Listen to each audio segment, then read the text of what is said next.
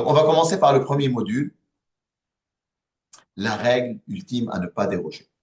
La règle ultime à ne pas déroger, c'est toujours acheter un actif et jamais un passif. Alors, attention, je parle d'un bien locatif. Si vous achetez votre résidence principale, c'est un passif. OK? Une des questions qui se pose, Dani, est-ce que vaut mieux que j'achète ma résidence principale avant mes biens locatifs? On va y arriver à cette question. Mais d'abord, je ne parle pas. Ici, je vais me faire une petite parenthèse parce que c'est les questions qui sont posées pendant le séminaire. C'est que, Dani, et si je veux acheter ma résidence principale, quelle est la meilleure méthode acheter ma résidence principale? Écoute, la meilleure méthode acheter la résidence principale est la suivante en Belgique. Du meilleur jusqu'au moins bon. Bah, tu achètes un immeuble de rapport. Un immeuble de rapport qui est, par exemple, composé de 4 unités locatives, qui est composé de 4 unités reconnues urbanistiquement. Il n'y a pas un acte de base qui divise ça en 4 lots, mais c'est reconnu urbanistiquement en 4 unités. Tu habites un des 4 et tu loues les 3 autres. Tu obtiens l'abattement pour l'immeuble. En plus, tu loues 3 parties et tu habites dans un d'une manière à que les 3 couvrent ce que tu dois payer en total à la banque. Ça, c'est la meilleure méthode d'utiliser sa résidence principale. La deuxième meilleure méthode d'utiliser sa résidence principale, c'est que tu achètes une maison unifamiliale avec plusieurs chambres. Tu habites dans une chambre, tu loues les autres chambres en colocation ou en Airbnb. Oui, c'est pas agréable de vivre dans des gens dans la même maison, mais si vous êtes jeune, comme moi quand j'ai commencé à 28 ans, c'est exactement ce que j'ai fait. OK? La troisième méthode d'acheter sa résidence principale, c'est que vous créez un groupe d'amis. Imaginons vous êtes 4 et tous les 4 vous voulez acheter votre résidence principale. Donc vous allez chercher des immeubles de rapport de 4 unités et vous allez le visiter ensemble et vous allez imaginer chacun va habiter dans un étage. Et vous allez dire au propriétaire, divise toi-même le bien et nous, on te l'achète au prix que tu as demandé, par exemple. Tu demandes 400 000 pour l'immeuble. OK, on te l'achète à 400 000, mais on veut chacun de nous acheter ça, chaque appartement à 100 000. Donc ça, comme ça, vous achetez les appartements moins chers. Chacun va payer 100, 100, 100, 100, 100, et vous aurez chacun un appartement. Donc c'est le propriétaire qui va diviser ça via un acte de base. C'est ce qu'on avait parlé un peu hier pendant les cadeaux. L'acte de base, il divise l'immeuble et il vous vend chaque lot séparé pour le même prix qu'il voulait. Et ça veut dire que vous payez moins cher votre résidence principale. Maintenant, idéalement, si les appartements sont 2, 3 chambres, 4 chambres, vous pouvez louer les autres chambres pour au moins un peu sortir, payer votre crédit. Et la dernière méthode, c'est d'acheter votre résidence principale qui vous plaît. Et c'est pas grave, c'est un passif. Mais après, vous devez vraiment continuer à acheter des biens immobiliers en privé qui sont actifs, qui génèrent des revenus passifs, jusqu'à ce que vous ayez les revenus passifs qui couvrent les mensualités de crédit de votre résidence principale. Vous comprenez? Donc, je vous ai donné un peu 4 étapes pour acheter sa résidence principale.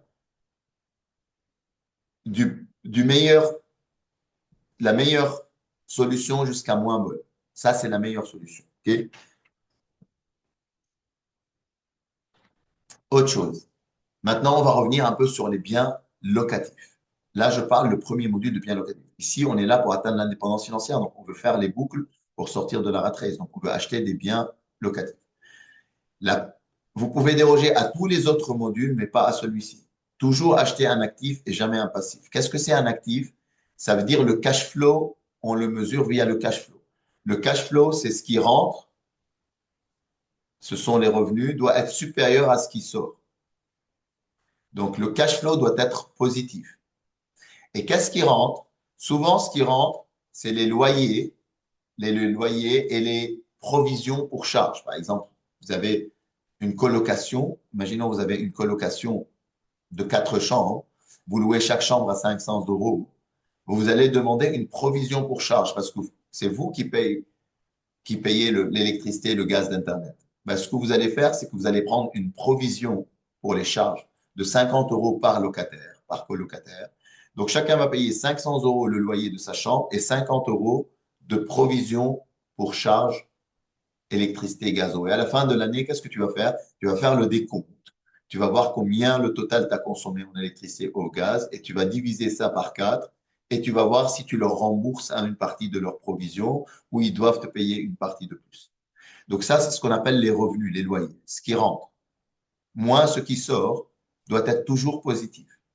Et qu'est-ce qui sort? Ce qui sort souvent, c'est les mensualités de crédit, les frais de copropriété, les frais de ménage s'il faut, les entretiens, les assurances, le précompte immobilier, les impôts, ainsi de suite.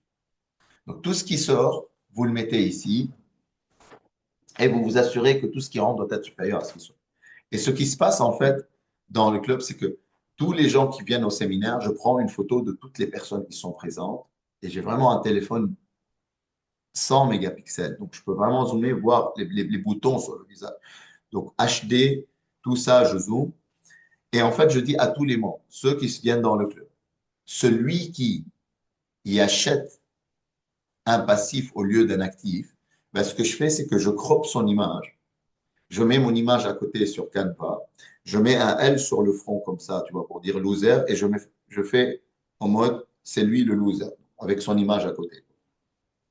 Et en fait, je poste ça sur Facebook et je demande à tous les membres du club, les 200 plus membres, de le détruire psychologiquement. Et là, il commence, imbécile, Danny t'a expliqué au moins 10 fois, mais tu comprends pas le français, il t'a expliqué de ne jamais acheter un passif, mais plutôt un actif. Et en plus, tu t'as investi, tu es vraiment un con, loser, et il y a 200 avis. En plus de ça, je prends un budget de 1000 euros et je mets ce post-là sur Facebook et je le publicite. Ça veut dire, je fais de la publicité payante pour 1000 euros pendant 3 mois et je le diffuse dans toute la Belgique. Et les gens voient un mec loser, puis 200 avis, t'es un loser et tout. Ils croient que c'est un mec méchant. Qu'est-ce qu'ils font? Ils rajoutent des avis en plus. T'es un loser, on te connaît pas, mais t'es un grand loser, ça se voit sur ta tête et tout. Et le gars, il est détruit psychologiquement. Et il va plus jamais faire l'erreur. Parfois, c'est la méthode militaire qui marche le mieux. Croyez-moi, parfois, c'est ces méthodes-là qui marchent mieux que tous. Non, Dani, je suis pas d'accord. Ok, alors comment tu expliques quelqu'un qui te dit arrête de fumer, c'est pas bien pour ta santé, pour être en bonne santé, pour respirer mieux et tout, il arrête pas, et puis quand il est diagnostiqué par un début de cancer de poumon, il arrête. Parce que parfois, la douleur, c'est un incitant, je pense, plus fort pour ne pas le faire. Et vous savez quoi, je fais pas ça pour mon plaisir. Je fais ça pour que, un, qu'il ait vraiment mal, parce que mal, c'est bien. Tu vois, quand je dis tu es un loser, tu dis non, c'est toi le loser. Tu vas voir comment je vais réussir. Good. Et il va dire, plus jamais je vais faire l'erreur. Je me suis fait avoir une fois, mais plus jamais de ma vie je vais faire l'erreur.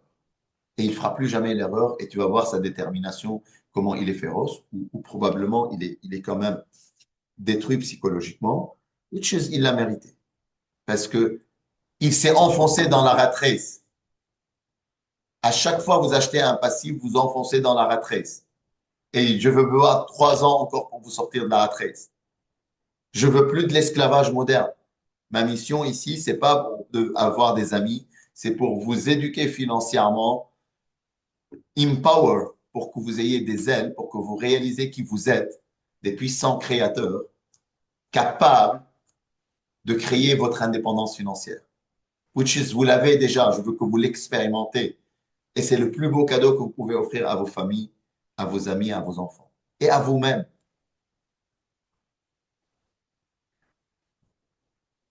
Je veux que vous sortiez de la rat race. Et pour sortir de la rat race, vous pouvez déroger à toutes les règles, mais pas à la première. Vous pouvez déroger à toutes les règles qui suivent, mais pas à la première. Donc la règle ultime, toujours acheter un actif et pas un passif. Alors souvent, ce qui se passe, c'est que les gens viennent pendant la pause et ils sont un peu le dos vers tout le monde. Et ils viennent, ils disent, Danny, je peux te poser une question? Je dis, bah oui, bien sûr. Et j'entends dans sa voix, tu vois, il y a un peu de gêne. Et il me dit, attends, je lui dis, laisse-moi deviner. Tu as acheté un passif? Il m'a dit oui. Et il tourne le dos pour que les gens ne l'entendent pas. Je dis, écoute, déjà, relax, parce que ça, c'était avant que je te connaisse. C'est après que je te connaisse que ça. Il m'a dit ça me rassure, mais bon, qu'est-ce que je peux faire quand même pour, est-ce que je dois le vendre ou dois le garder? Je dis, bon, excellente idée. Donc, qu'est-ce qu'on doit faire? Il y a deux manières pour transformer un passif en actif. La première, c'est que j'augmente les loyers. Deuxième, je réduis les dépenses et les sorties. Je lui dis, écoute, ce qu'on va faire, on va faire une colocation maintenant au lieu d'une location classique. Il me dit, je peux pas. Je dis, pourquoi tu peux pas? Il m'a dit, c'est un appartement, une chambre.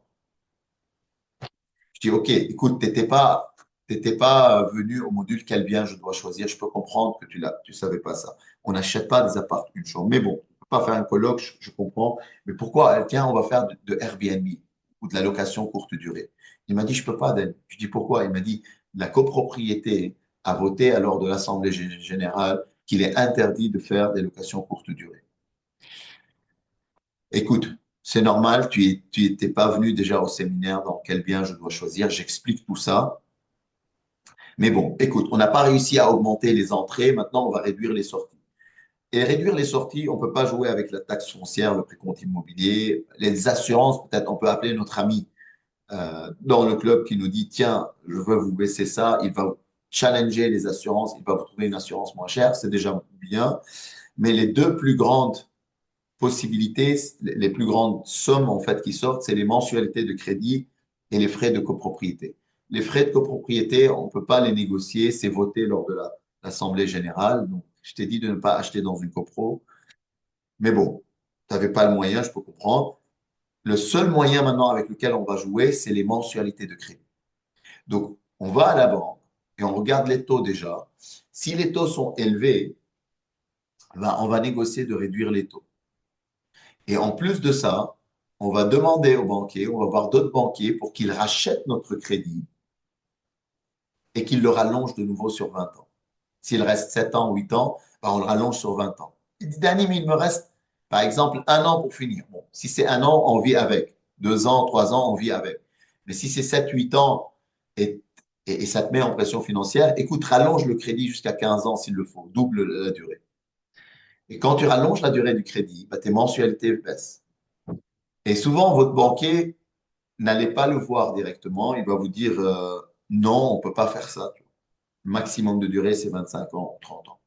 Et là, vous allez lui dire, écoute, monsieur le banquier, j'ai déjà quelqu'un qui veut racheter mon crédit, qui veut le faire sur 20 ans. Soit je pars ailleurs, soit tu fais quelque chose. Et c'est à ce moment-là qu'il fait quelque chose. OK? Donc ça, c'est l'excellent moyen de transformer son passif en actif. Et si vous n'arrivez vraiment pas, écoute, il n'y a rien de mal parfois de se débarrasser du bien pour avoir du mieux. Donc, on vend, on fait une belle plus-value, on achète un immeuble au lieu d'un appartement dans une copropriété. Vous avez compris? La règle ultime à ne pas déroger.